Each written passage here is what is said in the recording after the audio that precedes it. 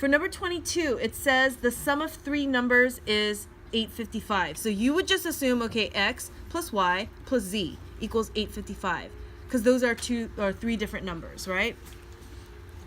But what gets confusing about this one is only this first portion of the setup where it says one of the numbers, x, this one right here is the one we're talking about, is 50% more than the sum of the other two numbers. Okay, so now we're talking about these, and they're no longer going to be y and z. Okay, let's just say that this right here is called y.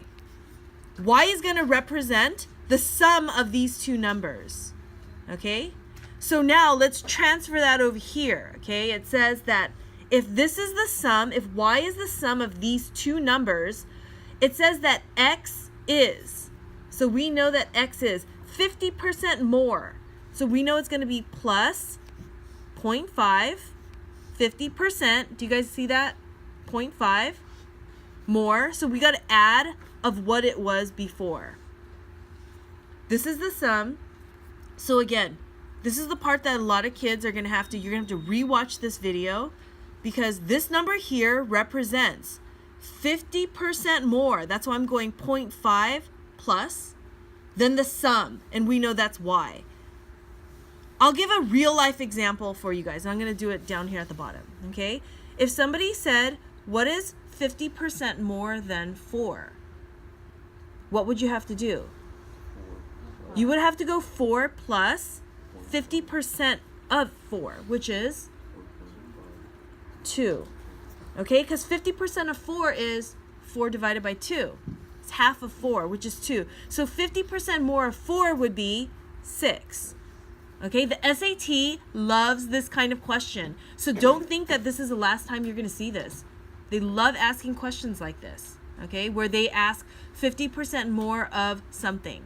I've seen a question in the past where they were like, what is 50% more of 600? This was just part of a question, but a lot of students couldn't understand that that was 600. What's 50% more of it?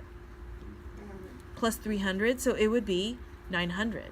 But do you get, all we're doing is we're taking the number and then we're doing half of it and we're adding it together. Okay?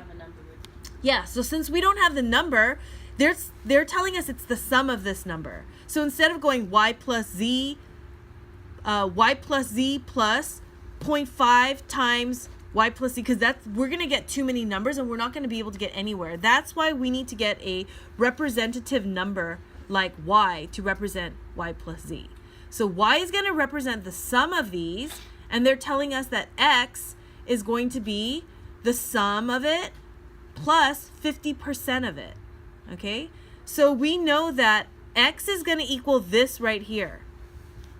And then plus y, because y equals this, equals 855. Once you get this, it's easy. Okay?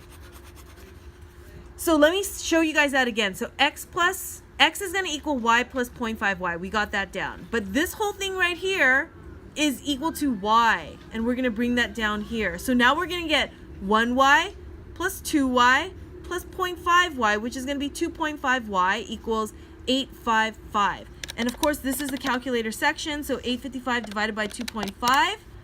When you divide out the 2.5, divide out the 2.5, you're going to get y equals 342.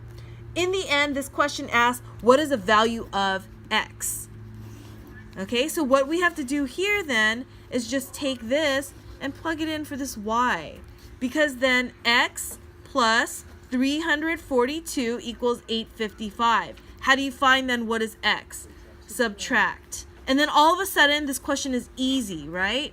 So it's 855 minus 342, and that's going to be 513 is your final answer.